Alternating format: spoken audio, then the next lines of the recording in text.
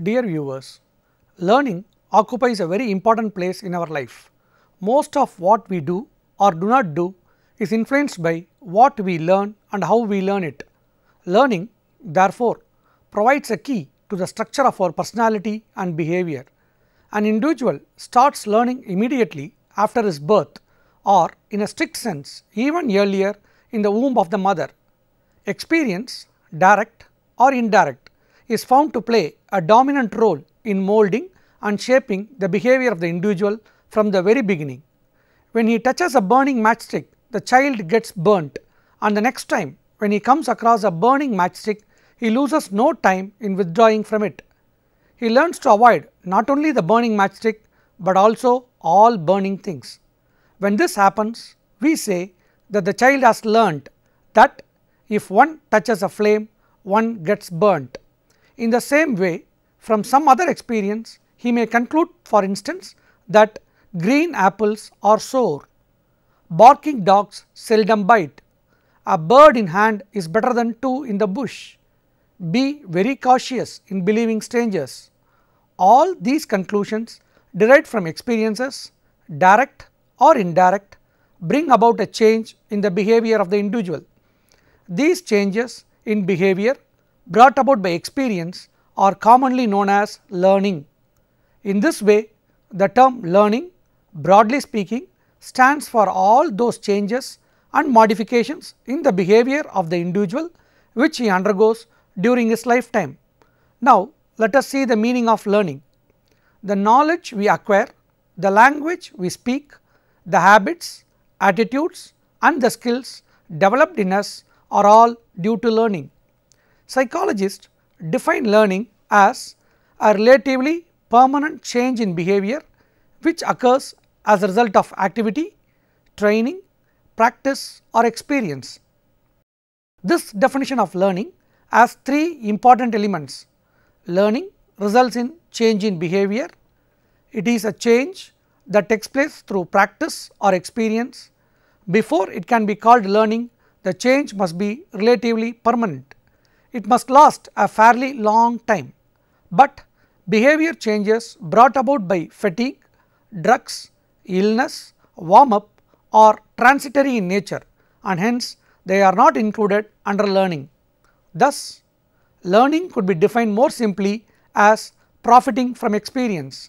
Now, let us see about learning theories. The versatility of man's adjustment to diverse environments and commanding heights achieved by him in arts, science, philosophy as well as his rich cultural accomplishments are all founded on his unparalleled learning capacity. Learning is said to occur whenever one adopts new behavior patterns or attitudes. Psychologists have observed different learning situations and studied the nature of the learning process. As learning is a complex phenomenon, different people view it differently, giving importance to one or the other aspect of learning process. Thus, psychologists hold different views on the intrinsic and basic nature of learning process, and each set of views attempting to explain learning process is came to be known as a theory of learning. Every theory of learning attempts to explain the following basic 6 questions pertaining to learning. What is learning, or how one learns? What are the reasons for individual differences in learning? How one forgets? What is the role of practice in understanding in learning? How learning in one area is transferred to other areas? What are the ways of motivating people to learn? Now, let us see the classification of learning theories. These theories may be broadly classified under two major heads: connectionist or behaviorist theories and cognitive theories. Connectionist or behaviorist theories belong to the school of behaviorism. They interpret learning in terms of connection or association between stimulus and response. Under this category, we may include theories like Thorndike's theory of trial and error learning, classical conditioning, operant conditioning, Guthrie's continuity theory of learning, and Hull's drive reduction theory of learning. Cognitive theories, on the other hand, belong to the school of Gestalt psychology and cognitive psychology. In place of purely mechanical or instrumental approach, these theories emphasize the role of purpose, insight, understanding, reasoning, memory and cognitive factors in the process of learning. Under this category, theories like the theory of insightful learning, Levin's field theory of learning and Tolman's sign learning may be included. Let us now discuss few of these behaviorist and cognitive theories of learning. First, Thorndike's theory of trial and error learning. Trial and error is a method of learning in which various responses are tentatively tried and some discarded until a solution is attained. E.L. Thorndike was the chief exponent of the theory of connectionism or trial and error. He was an American psychologist who conducted stimulus response theory experiment with the help of animals. Thorndike was the first to study the subject of learning systematically using standardized procedure and apparatus. All learning, according to Thorndike, is the formation of bonds or connections between stimulus and response. Let us now discuss about his famous puzzle box experiment.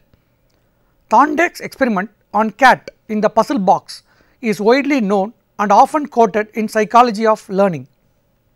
The experimental setup was very simple.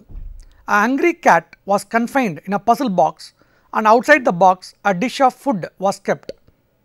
The cat in the box had to pull a string to come out of the box. The cat in the box made several random movements of jumping, dashing and running to get out of the box. The cat at last succeeded in pulling the string. The door of the puzzle box opened, the cat came out and ate the food. He promptly put the cat to next trial. The cat again gave a lot of frantic behavior, but it soon succeeded in pulling the string. It repeated for several times. Thorndike noticed as the repetition increases, the error also reduced. That is, Thorndike's cat showed slow, gradual and continuous improvement in performance over successive trials. He concluded that learning of cat in the puzzle box can be explained in terms of formation of direct connectionism between stimulus and response. Let us see the futures of trial and error learning. Learning by trial and error is gradual process. For learning to occur, the learner must be definitely motivated. The learner makes random and variable response. Some responses do lead to the goal, that is called as annoying response. Some responses lead to the goal, that is called as satisfying responses. With the increase in number of trials, the annoying responses will tend to be eliminated and the satisfying responses will be strengthened and repeated. The time taken to perform the task, that is to repeat the satisfying response, decreases with successive trials. Now, let us see about Thorndike's laws of learning. Based on the findings obtained in his puzzle box experiment, Thorndike enunciated three primary laws of learning. They are law of readiness, law of exercise and law of effect. Now, let us define law of readiness. When any conducting unit is ready to conduct, to allow it to do so is satisfying, not to allow it to do so is annoying. When any conducting unit is not ready to conduct, for it to conduct is annoying. This law is a law of preparatory adjustment and not a law about growth. The educational implications of the law are as follows. The teachers should see that the child is motivated to learn before he begins to teach. Motivation is the royal road to learning. Preparatory exercises that will hasten the state of readiness can be given. The teacher should introduce a lesson by relating it to the background experience of the child. Interest inventories and aptitude tests can also be administered to know the entry behavior of the learners, especially in admitting students for specialized courses. Let us define the second law named as law of exercise. Any response to a situation will, other things being equal, be more strongly connected with the situation in proportion to the number of times it has been connected with that situation and to the average vigor and duration of the connection. The law has two subparts, namely the law of use and law of disuse. The law of use states that when a modifiable connection is made between a situation and response, that connection strength is increased if it is practiced. The law of disuse states that when a modifiable connection is not made between a situation and response during a length of time, that connection strength is decreased. This means any act that is not practiced for some time gradually decays. The educational implications of the law are as follows. After learning anything, adequate practice or drill should be undertaken to ensure that learning becomes stable and effective. Periodical review of learned material is necessary. Mere drill or exercise is not enough. Continuous feedback is also necessary. Bad habits can be eliminated through disuse, leading to atrophy or forgetting. The third law, namely the law of effect, states that when a modifiable connection between a stimulus and response is made and is accompanied or followed by a satisfying state of affairs, the strength of connection is increased. When a connection between stimulus and response is made and accompanied or followed by an annoying state of affairs, its strength decreases. As reward increases the learning behavior, judicious use of praise and encouragement in the class promotes better learning. As success leads to further success, school activities can be arranged in such a way that all learners may have some degree of success and confidence in their work. This means that all assignments should be so graded that everyone gets some success initially. The limitations of Thorndike's theory of trial and error. Thorndike's theory of trial and error is true only for motor learning, and that too for learning a complex task in an unfamiliar situation. All human learning does not take place at the physical level alone. Thorndike's theory reduces intelligence to the capacity to form yes/or bonds, that is, learning becomes mechanical and the cognitive skills like thinking, reasoning, comprehending, imagining have no relevance in learning. This may be true in animal learning. Human beings are unique for their intelligence and the use of their sharpened cognitive capacities. According to Thorndike, what fixes the correct pattern of activity is use, disuse and effect of the elements that through association go to make up the pattern of activity. But this is not true in the case of complex high order learning. A complex algebraic problem cannot be solved by repeatedly doing the problem without proper understanding. Now, let us see about classical conditioning.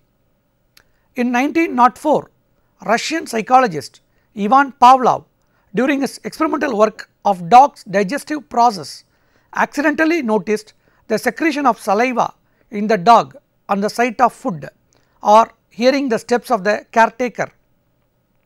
Conditioning can be defined as a process in which a neutral stimulus, which is not associated with any specific natural response, on pairing with a natural stimulus acquires all the characteristics of natural stimulus. It is also called as type S conditioning. Let us now see about Pavlov's experiment. When we put food in the mouth of the dog salivates. This response on the part of the dog is natural and unfailing.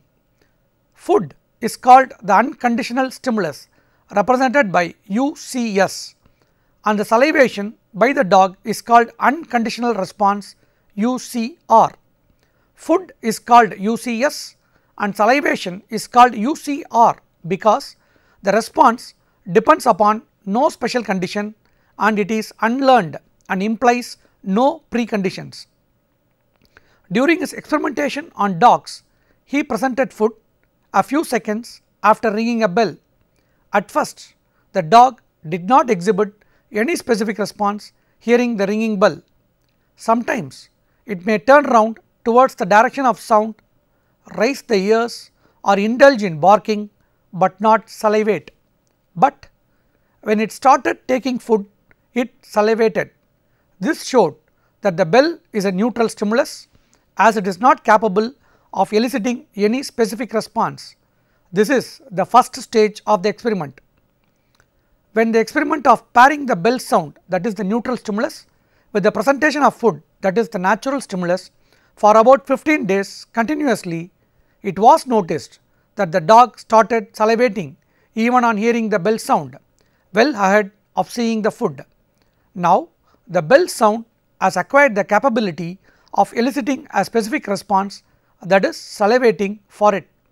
Now, it is said that the dog has been conditioned to the ringing bell. This phenomenon of making a neutral stimulus to elicit a specific response by continuously pairing it with natural stimulus is termed as conditioning. Symbolic representation of classical conditioning follows. Stage 1, that is before conditioning. Food, the unconditional stimulus, yields salivation, unconditioned response.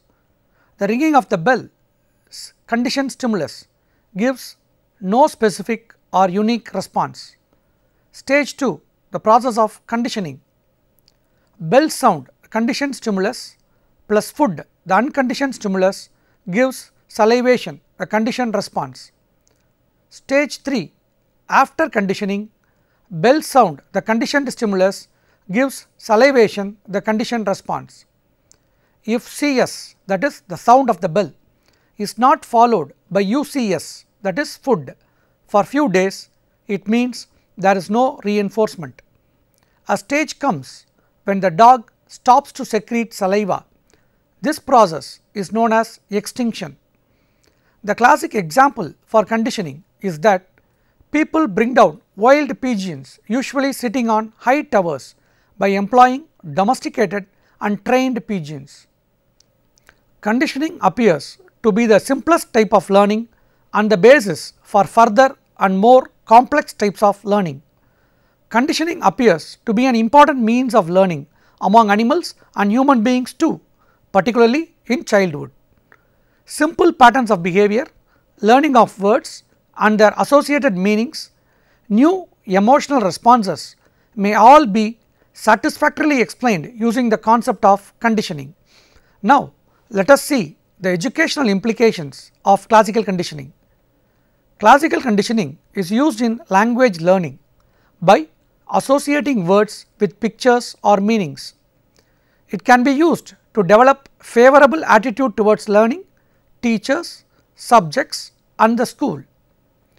Developing good habits in children such as cleanliness, respect for elders, punctuality or through the use of conditioning. Breaking of bad habits and elimination of conditioned fear through the use of deconditioning process. Let us see its limitations. Complex area of learning involving generalization, abstraction, reasoning, understanding and problem solving cannot be explained by conditioning process. It can describe only those learnings related to emotional shaping and habit formation. Now, let us discuss about Skinner's operant conditioning. Operant conditioning is a theory of behaviorism that focuses on changes in an individual's observable behaviors. In operant conditioning, new or continued behaviors are impacted by new or continued consequences. As the organism expresses a response or behavior pattern and through that tries to fetch the reward, this type of learning is also called as instrumental conditioning and type R conditioning. Almost half a century after Thorndike's first publication of the principles of operant conditioning and the law of effect, Skinner attempted to prove an extension to this theory that all behaviors are in some way a result of operant conditioning. Skinner theorized that if a behavior is followed by reinforcement, that behavior is more likely to be repeated, but if it is followed by some sort of aversive stimuli or punishment, it is less likely to be repeated. He also believed that this learned association could end or become extinct if the reinforcement or punishment was removed. Let us see the famous Skinner's experiment. Skinner's most famous research studies were simple reinforcement experiments conducted on lab rats and domestic pigeons, which demonstrated the most basic principles of operant conditioning. He conducted most of his research in a special cumulative recorder now referred to as a Skinner box, which was used to analyze the behavioral responses of his test subjects. In these boxes, he would present his subjects with positive reinforcement, negative reinforcement or aversive stimuli in various timing intervals or schedules that were designed to produce or inhibit specific target behaviors. In his first work with rats, Skinner would place the rats in a Skinner box with a lever attached to a feeding tube. Whenever a rat pressed the lever, food would be released. After the experience of multiple trials, the rats learned the association between the lever and the food and began to spend more of their time in the box procuring food than performing any other action. It was through this earlier work that Skinner started to understand that effects of behavioral contingencies on actions. He discovered that the rate of response as well as changes in response futures depended on what occurred after the behavior was performed, not before. Skinner named these actions operant behaviors because they operated on the environment to produce an outcome. The process by which one could arrange the contingencies of reinforcement responsible for producing a certain behavior then came to be called operant conditioning. To prove his idea that behaviorism was responsible for all actions, he later created a superstitious pigeon. He fed the pigeon on continuous intervals, say for every 15 seconds, and observed the pigeon's behavior. He found that the pigeon's actions would change depending on what it had been doing in the moments before the food was dispensed, regardless of the fact that those actions had nothing to do with the dispensing of food. In this way, he discerned that the pigeon had fabricated a causal relationship between its actions and the presentation of reward. It was this development of superstition that led Skinner to believe all behavior could be explained as a learned reaction to specific consequences. In his operant conditioning experiments, Skinner often used an approach called shaping. Instead of rewarding only the target or desired behavior, the process of shaping involves the reinforcement of successive approximations of the target behavior. Behavioral approximations are behaviors that over time grow increasingly closer to the actual desired response. Skinner believed that all behavior is predetermined by past and present events in the objective world. He did not include room in his research for ideas such as free will or individual choice. Instead, he posited that all behavior could be explained using learned physical aspects of the world, including life history and evolution. His work remains extremely influential in the fields of psychology, behaviorism and education. Let us now see the Skinner's contribution to education.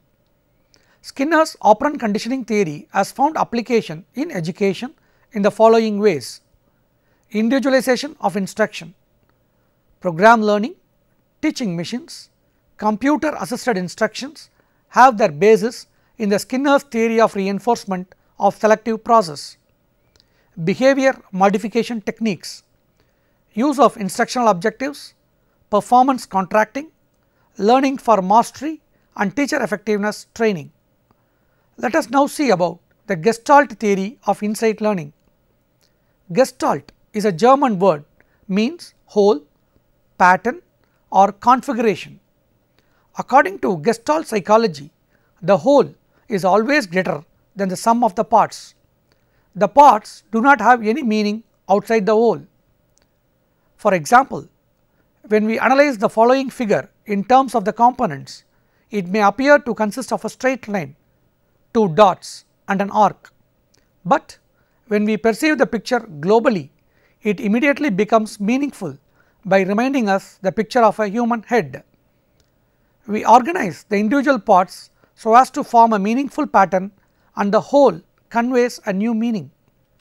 In this process, our past experience play a leading role. To understand or learn a task means to perceive the whole with the structure of its components and their functional relationship. Thus, learning, according to Gestalt psychologists, involves the reorganization of experience into systematic and meaningful pattern. Now, let us discuss about insight learning. Insight learning was first researched by Wolfgang Kohler. This theory of learning differs from the trial and error ideas that were proposed before it. The key aspect of insight learning is that it is achieved through cognitive processes rather than interactions with the outside world. There is no gradual shaping or trial and error involved. Instead, internal organizational processes cause new behavior. Sultan the chimpanzee and insight learning. Kohler's most famous study on insight learning involved Sultan the chimpanzee. Sultan was in a cage and was presented with a stick which he could use to pull a piece of fruit close enough to the cage so that he could pick it up. After Sultan had learned to use the stick to reach the fruit, Kohler moved the fruit out of range of the short stick. He then placed a longer stick within reach of the short stick. Initially, Sultan tried to reach the fruit with the short stick and failed. Eventually, however, Sultan learned to use the short stick to reach the long stick and then use the long stick to reach the fruit. Sultan was never conditioned to use one stick to reach another. Instead, it seemed as if Sultan had an epiphany. The internal process that led Sultan to use the sticks in this way is a basic example of insight. A basic assumption of strict behaviorism is that only behavior that can be seen may be studied, and that human behavior is determined by conditioning. Insight learning suggests that we learn not only by conditioning, but also by cognitive processes that cannot be directly observed. Insight learning is a form of learning because, like other forms, it involves a change in behavior. However, it differs from other forms because the process is not observable. It can be hard to define because it is not behavioral, a characteristic that distinguishes it from most theories of learning throughout the history of psychology. Initially, it was thought that learning was the result of reproductive thinking. This means that an organism reproduces a response to a given problem from past experience. Insight learning, however, does not directly involve using past experiences to solve a problem.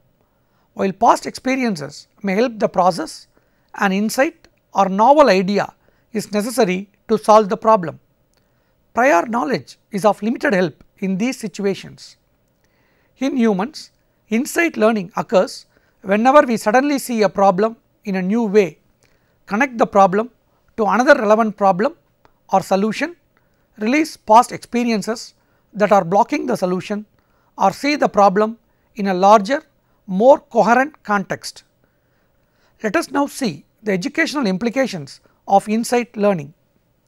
The greatest contribution of Gestalt psychology to education is the emphasis on meaning in education. The world of classroom in which the student finds himself is not a body of independent stimuli. There is organization and meaning, and the child reacts with understanding. History is not a set of dates and events. It is a logical sweep of events through space and time. Similarly, mathematics is not just a collection of unconnected formulas. There is organization and meaning in it. In the working of the problem, each step is related with the next. Thus, education is to equip an individual with meaningful subjective experiences so as to perceive the situations with more clarity. Let us see the stages involved in insightful learning. The first stage is called the preparation, that is sensing or survey of the problem. The second stage is called as the incubation, that is the period of apparently no action. The third stage is called as the insight or illumination, that is the solution that appears as flash. The final stage is called as the evaluation, that is verifying the utility of the solution. Let us see the factors that influence insight. Intelligence. The more intelligent the organism is, the greater will be the insight. Experience. Past experience helps insightful solution. Presentation of the problem. Initial effort. Initial efforts also develop insight. It may be called trial and error effort made by the learner.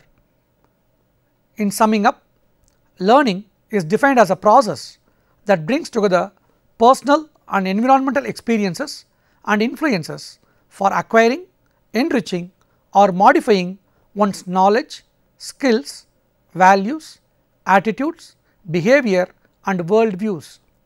Learning theories develop hypotheses that describe how this process takes place.